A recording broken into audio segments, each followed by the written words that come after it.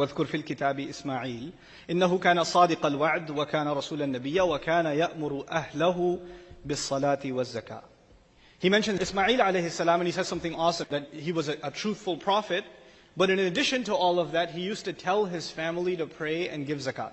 Which is pretty awesome, because why uniquely singling out Ismail alayhi salam of all the other prophets and telling us about Ismail alayhi salam that he used to tell his family to pray? I would imagine every prophet would tell their family to pray.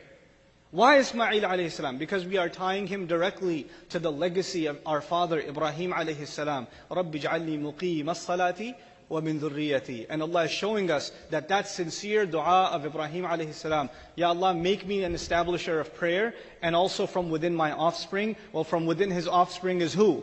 Ismail alayhi salam, and he's fulfilling the dua of Ibrahim alayhi salam. Allah has gifted that gift to Ismail alayhi salam, so he's furthering the importance of salah. Actually carrying the deen forward in this passage, you know what it is? Carrying salat forward.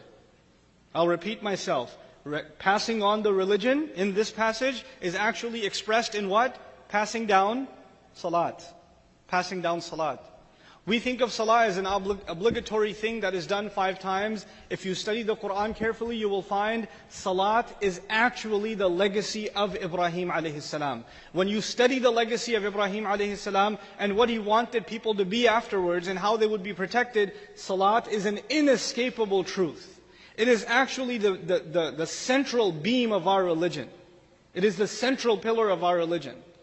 Everything else revolves around it. If you don't have salah, you don't have anything.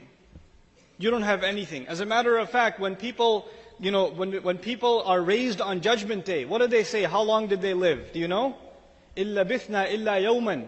We only remained on this earth for 1 day. And what is 1 day made up of? إِنَّ الصَّلَاةَ كَانَتْ عَلَى الْمُؤْمِنِينَ كِتَابًا مَوْقُوتًا. Our day is simply going from one prayer to the next, to the next, to the next, to the next. So if all of life is reduced to a day, then a day is reduced to what? Prayer.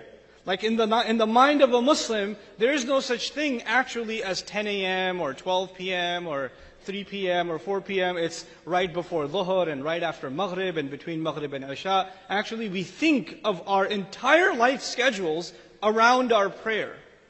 At least we're supposed to think of them around our prayers.